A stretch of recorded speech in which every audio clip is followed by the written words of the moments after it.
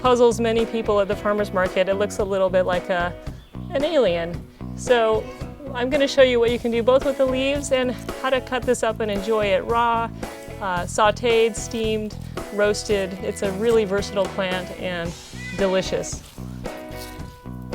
The thing to know in cutting and working with kohlrabi is there's a pretty tough skin on it, and it's pretty woody down at the base. So the first thing you want to do is, with a good knife, go ahead and cut off the bottom portion of it. And then I usually like to go ahead and cut the top portion off as well. Boom. The next thing you want to do is take the peel off. Now you can use a peeler, but you've got these kind of big jagged pieces and it just takes a little bit longer to work with those, and it slows me down a little bit. So what I like to do is, knife going away from me, just kind of gently go all the way around, just like this. And then you can kind of get the bottom pieces like this. So here I'm just working around. You get a little bit of the flesh off, but usually not much, and just try and keep your knife right at the edge. This feels like a very safe way to peel this. Now, if you flip it over, if you got two flat sides, you can get those little pieces that I didn't get the first time around.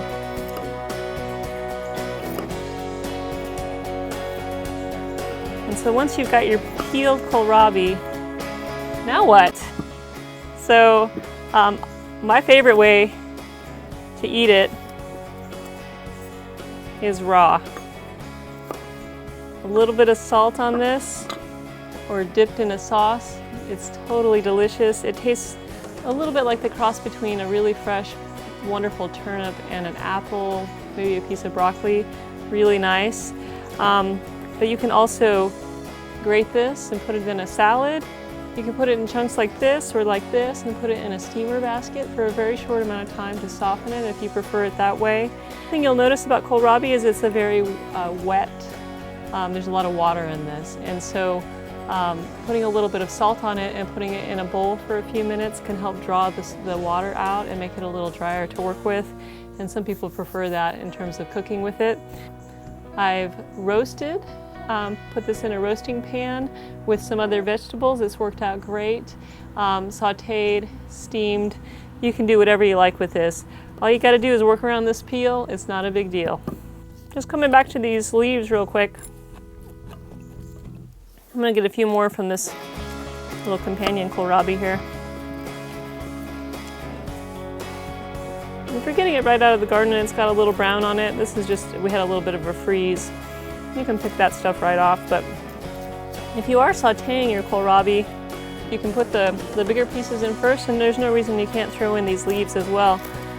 A lot of the nutrients of the plant are actually right up here in these leaves that we tend to throw away.